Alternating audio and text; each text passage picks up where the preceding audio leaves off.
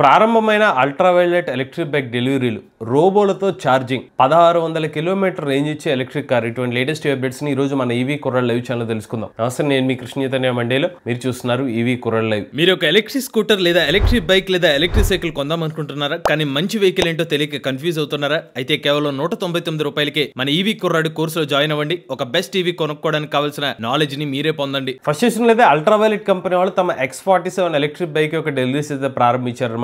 ఈ electric bike యొక్క ప్రారంభ ధర చూసినట్లయితే 2.49 లక్షల రూపాయల నుంచి అయితే ప్రారంభమవుతుంది. ఈ ఎలక్ట్రిక్ బైక్ స్పెసిఫిక్ గా ఆఫ్ రోడింగ్ కోసం అయితే డెవలప్ చేసిన ఎలక్ట్రిక్ బైక్ అనమాట. ఇందులో 2 బ్యాటరీ ప్యాక్ వేరియంట్స్ అయితే లభిస్తుంది అనమాట.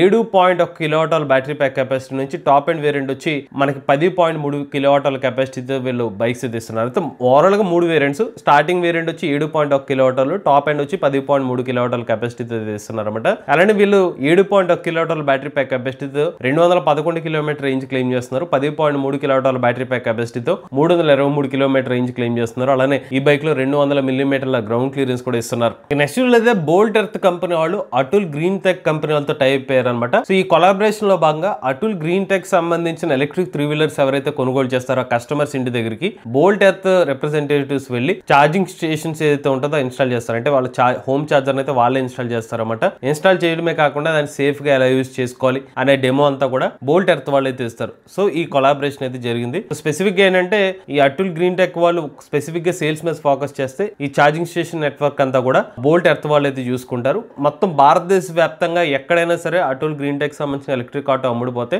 ఆ ఛార్జర్ అనేది బోల్ట్ ఎర్త్ వాళ్ళు వెళ్ళి ఇన్స్టాల్ చేస్తారు అనమాట. ఇక నెక్స్ట్ అయితే Piaggio vehicles private limited company వాళ్ళు రైజ్ వైజ్ క్యాపిటల్ కంపెనీ వాళ్ళతో టైప్ అయ్యారు అనమాట. సో ఈ టైప్ లో భాగంగా రైజ్ వైజ్ క్యాపిటల్ ఎవరైతే ఉన్నారో వీళ్ళు పియాజియో సంబంధించిన ఎలక్ట్రిక్ ఆటోస్ ఎవరైతే ఉపయోగిస్తున్నారో ఆ కస్టమర్స్ వన్స్ ఆ బ్యాటరీ ప్యాక్ లైఫ్ అయిపోయిన తర్వాత, ఉదాహరణకి 3 సంవత్సరాలు 4 సంవత్సరాల తర్వాత బ్యాటరీ లైఫ్ అయిపోయింది అనుకోండి, అప్పుడు మళ్ళీ కొత్తగా బ్యాటరీ ప్యాక్ కొనుగోలు చేయాలి కదా, అప్పుడు ఈ రైజ్ వైజ్ క్యాపిటల్ ద్వారా ఫైనాన్స్ ఆప్షన్ ఇస్తారన్నమాట. సో ఉదాహరణకి ఆ battery pack cost some X amount అనుకోండి, ఆ అమౌంట్ ఫైనాన్స్ ఆప్షన్ ద్వారా 100% ఫైనాన్స్ ద్వారా తీసుకోవచ్చు. 24 నెలలు మ్యాక్సిమం డ్యూరేషన్ వచ్చి 24 నెలల్లో ఈ డబ్బును అయితే కట్టాల్సి అయితే ఉంటుంది అనమాట. సో ముఖ్యంగా ఆటో సోదరులు ఎవరైతే ఉంటారో at a time battery pack కొనుగోలు చేయాలంటే ₹1,00,000, ఉదాహరణకు ₹1,00,000 ప్రైస్ ఉందనుకోండి, కష్టం అవుతుంది. కాబట్టి ఫైనాన్స్ పద్ధతిలో కట్టుకునే వీలుగా అయితే పియాజియో వెహికల్స్ ప్రైవేట్ లిమిటెడ్ వాళ్ళు అయితే ఈ ఫైనాన్స్ కంపెనీతో టైప్ అయ్యారని చెప్తున్నారు. ఇక నెక్స్ట్ అయితే తెలంగాణలో ఈవీ అడాప్షన్ అనేది పెరిగిందని చెప్పి ట్రాన్స్పోర్ట్ మినిస్టర్ పొన్నం ప్రభాకర్ గారు అయితే చెప్పారనమాట. 2023 సంవత్సరంతో పోల్చుకున్నట్లయితే 2025 సంవత్సరంలో వృద్ధి రేట్ అనేది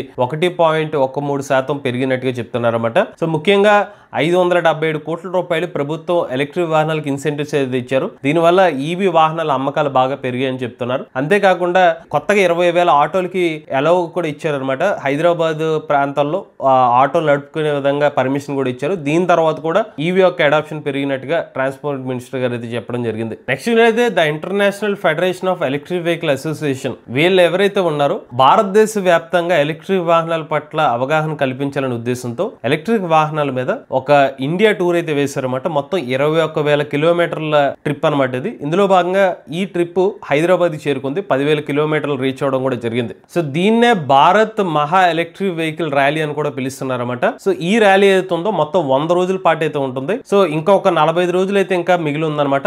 ఫైనల్ గా ఈ 21,000 కిలోమీటర్లు కంప్లీట్ చేసిన తర్వాత ఢిల్లీలో ఈ ఓవరాల్ మెగా ర్యాలీ అయితే కంప్లీట్ చేస్తారన్నమాట. ముఖ్యంగా ఈవీ అడాప్షన్ పెంచాలనే ఉద్దేశంతో ఈ ర్యాలీ అయితే చేపట్టడం జరిగింది. ఇక నెక్స్ట్ అయితే అమెరికాలోని కొంతమంది ఇంజనీర్లు లిథియం బ్యాటరీ ప్యాక్స్ ని రీసైకిల్ చేసి దాన్ని ఎరువుల కింద మారుస్తున్నారన్నమాట.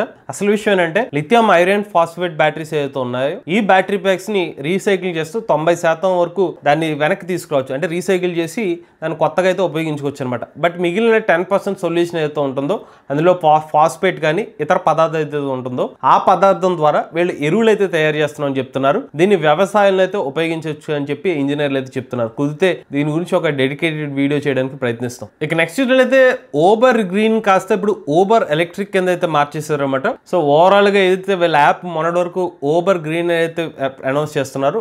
ప్రపంచ వ్యాప్తంగా చాలా దేశాల్లో అయితే ఈ ఓబర్ గ్రీన్ సర్వీసులు అయితే అందుబాటులో, ఇప్పుడు దాన్ని కాస్త ఓబర్ ఎలక్ట్రిక్ కింద మార్చారు. వీళ్ళ ఓవరాల్ ఎలక్ట్రిక్ వెహికల్ సామర్థ్యం వచ్చి 2 లక్షలకి అయితే చేరుకుందనమాట. ఈ మైల్ రైడ్ చేరిన తర్వాత వీళ్ళు ఊబర్ గ్రీన్ కాస్త ఊబర్ ఎలక్ట్రిక్ అయితే మార్చారు. ఈ ఊబర్ ఎలక్ట్రిక్ లో ఏదైతే ఉందో స్పెసిఫిక్ గా ఇక్కడ ఎవరైనా బుక్ చేసుకుంటే యాప్ ద్వారా కేవలం ఎలక్ట్రిక్ వాహనాలు మాత్రమే అందుబాటులో ఉంటాయి అనమాట. ఎలక్ట్రిక్ వాహనాల ద్వారా రైడ్స్ అనేవి పొందవచ్చు.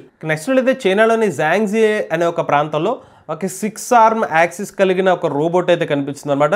ఈ రోబోట్ ని ఎందుకు యూజ్ చేస్తున్నారంటే ఛార్జింగ్ పెట్టడానికి అయితే ఉపయోగిస్తున్నారు. అంటే ఎలక్ట్రిక్ కార్ యూజర్స్ ఎవరైతే ఛార్జింగ్ పెట్టుకోవడానికి వస్తారో వాళ్ళు కార్ దిగాల్సిన అవసరం లేకుండానే ఈ రోబోట్ లే వెళ్ళి ఛార్జర్ అయితే కనెక్ట్ చేస్తున్నారు అనమాట. సో ఇలా వీళ్ళు వెరైటీగా మనుషులు అవసరం లేకుండానే ఇలా రోబోట్ సాయంతో ఛార్జింగ్ పెడుతున్నారు. యాక్చువల్ గా ఛార్జింగ్ స్టేషన్ వద్ద మనుషులు ఎవరైతే ఉండరు అనమాట. యూజువల్ గా వీళ్ళ ఎవరైతే కారు ఓనర్స్ ఉన్నారో వాళ్ళు ఛార్జింగ్ పెట్టుకుంటారు. బట్ వాళ్ళు కూడా దిగాల్సిన అవసరం లేకుండానే ఇలా రోబోట్ ద్వారా ఛార్జింగ్ పెట్టడం అనేది మొదలు పెట్టారు అనమాట. ఇక నెక్స్ట్ అయితే ఎక్స్పెంగ్ మోటార్ కంపెనీ వాళ్ళు ఎక్స్పెంగ్ X9 అనే ఒక కార్ అయితే రివీల్ చేస్తారు అనమాట. ఈ కార్ లో ప్రత్యేకత ఏంటంటే బ్యాటరీ ప్యాక్ సహాయంతోనే పనిచేస్తుంది. అలానే ఇది ఆల్టర్నేటివ్ ఫ్యూయల్ కూడా పనిచేస్తుంది అనమాట. మొత్తం 63.3 కిలోవాట్ల బ్యాటరీ ప్యాక్ కెపాసిటీ ఉంటుంది. అంతేకాకుండా 60 లీటర్ల ఫ్యూయల్ ట్యాంక్ కూడా ఉంటుంది అనమాట. స్పెసిఫిక్ గా బ్యాటరీ ప్యాక్ కెపాసిటీ అయితే కనుక 452 కిలోమీటర్ల రేంజ్ అయితే వస్తుందని చెప్తున్నారు. విత్ ఫ్యూయల్ ట్యాంక్ కూడా కెపాసిటీ కూడా యాడ్ చేసుకుంటే కనుక ఓవరాల్ గా 1602 కిలోమీటర్ల రేంజ్ అనేది ఈ కార్ అయితే వస్తుందని చెప్తున్నారు అనమాట. మల్టిపుల్ వేస్ కింద వెహికల్ అయితే యూజ్ చేసుకోవచ్చు అనమాట. సో స్పెసిఫిక్ గా ఈవీ బ్యాటరీ ప్యాక్ రేంజ్ కావాలంటే దాన్ని వాడుకోవచ్చు. లేదు లాంగ్ రేంజ్ వెళ్ళాలనుకుంటే ఫ్యూయల్ ఫిల్ చేసుకుని లాంగ్ రేంజ్ కూడా వెళ్ళొచ్చు అనమాట. అయితే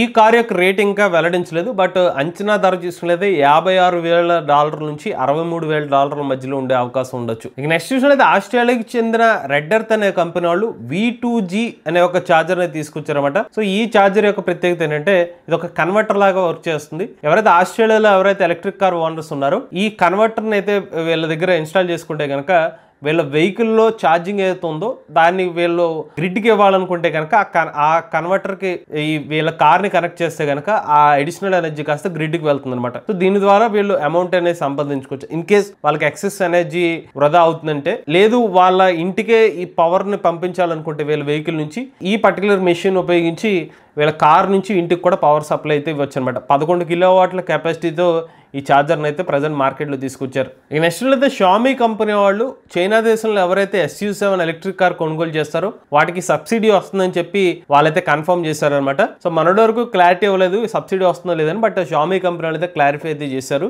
మాక్సిమం వచ్చి 30,000 yen సబ్సిడీ అయితే వస్తుంది అనమాట. 2026 సంవత్సరం నుంచి ఒక 2 సంవత్సరాల వరకు అయితే ఉంటుంది సబ్సిడీ వచ్చి. అలానే ఈ కార్ని ఎవరైతే బుక్ చేసుకున్నారో 2026 సంవత్సరం నవంబర్ నుంచి అయితే డెలివరీస్ అయితే ప్రారంభించబోతున్నారు. చివరి అప్డేట్ చూసుకున్నట్లయితే నిసాన్ కంపెనీ వాళ్ళు సకూరా అనే ఒక సోలార్ కార్ అయితే రివీల్ చేశారన్నమాట. ఈ కార్ లో ప్రత్యేకత ఏంటంటే ఇది బ్యాటరీ పవరే కాకుండా మనకి సోలార్ పవర్ నుంచి కూడా ఎనర్జీ అయితే వస్తుంది. సో ఈ సోలార్ పవర్ ద్వారా సంవత్సరానికి ఒక 3000 కిలోమీటర్లు ఎడిషనల్ గా తిరగచ్చు అనమాట. కేవలం సోలార్ పవర్ ద్వారానే మాక్సిమం రోజుకి ఒక 500 వాట్ల వరకు పవర్ అయితే వస్తుంది అనమాట. దీని నుంచి కొంత కిలోమీటర్లు అయితే జనరేట్ చేసుకోవచ్చు. దీని ద్వారా కొంత ఎనర్జీని మీరు సోలార్ పవర్ నుంచి పొందవచ్చు, కొంత బ్యాటరీ పవర్ నుంచి పొందవచ్చు. సో ఇలాగ సంవత్సరం మీద ఒక 3000 కిలోమీటర్లు ఎడిషనల్ గా సోలార్ పవర్ నుంచి అయితే పొందవచ్చు అని చెప్పి నిసాన్ కంపెనీ వాళ్ళు చెప్తున్నారు. ఈ లేటెస్ట్ టీవీ అప్డేట్స్ అన్ని లేటెస్ట్ టీవీ కంటెంట్ కోసం ఈవీ కొర లైవ్ ఛానల్ సబ్స్క్రైబ్ చేసుకోండి. Charge nature try the future.